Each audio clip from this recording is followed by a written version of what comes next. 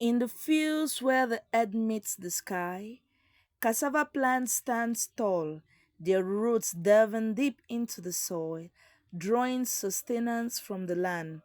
Cassava, known as the queen of crops, is a beacon of hope to many farmers, providing nourishment and prosperity to communities around the world. Let's quickly evaluate the financial means of this crop right here. So the financial outline goes thus. Firstly, we have the selection and cost of a field. Depending on the scale of production you intend to go with in cassava farming, if it's large or small scale farming, so your cost of selection should be primary. The next is the cost of slashing or weeding. Depending on the type of land you have first acquired, is it the land that requires slashing or weeding? How much will it cost you to pay for such services? Depending on the scale. The third is deciding the type of herbicide and cost.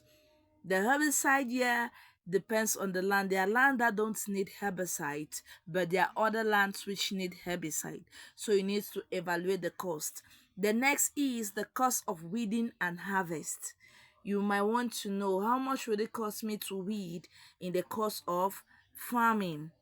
Yeah, what's the cost of weeding the farm after planting? This is a point people fail to note, but it's a very prime point for everybody to understand because it brings out how your profitability will look like. And lastly, we have expected revenues. For planting all these, you might want to know what your revenue is, your expected revenues. So this is the cost outline we are going to be studying on cassava farming for all those willing to invest in such farming. Note that cassava produces one of the African delicacy known as fufu, used both by homes which are very poor and the rich community at large.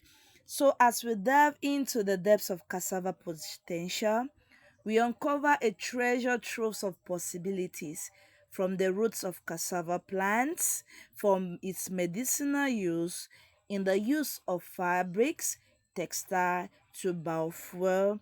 Cassava has shown its diversity in all walks of life. But how much does it cost to start this farming? This is what all the videos are about. So please subscribe and let's dive directly into it. The first is selection and cost of a field, depending on the amount you want to invest. Where we are dealing with $0 to $50 for this investment. The first is forest vegetation, very cheap to acquire. With just $20, you can acquire an acre of land, and to pay for the clearing for you to access the land could cost just between $5 to $15. Yes, quite affordable. The second is the grass vegetation. This is a land that has already been exploited, and so the cost is slightly above that of the forest vegetation. It is quite expensive here, but not that expensive because having an acre of land here could cost in between $30 to $50. Well, it's also good because it avoids the cost of you clearing. The second is cost of seeds or cassava stems. Cassava is typically propagated through stem cutting. Cut healthy stems into 15 to 20 centimeters, so they say. Yes, but note that the cost here is quite expensive. Why? If you are already a cassava farmer, there's no need buying the stems. And if you are to buy the stem, it costs as cheap as from $1 to $5. So there is nothing stopping you from actually acquiring. So we are cutting the stems here into 15 to 20 centimeter pieces with at least 3 to 4 knots. Plant the cutting at a spacing of about 1 meter to 1 meter. So it depends on you. How far do you want to go with?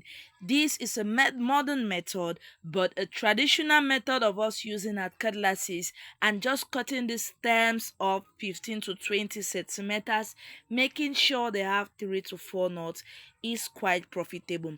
And nuts also, it is something you could do with little or no investment when you already have the land. So let us continue to turn to our cassava fields with care and passion. Let us celebrate the resilience of this crop. So this is the part 1 of the video. Stay tuned to part 2, and I would advise you to subscribe so that you don't miss out for it.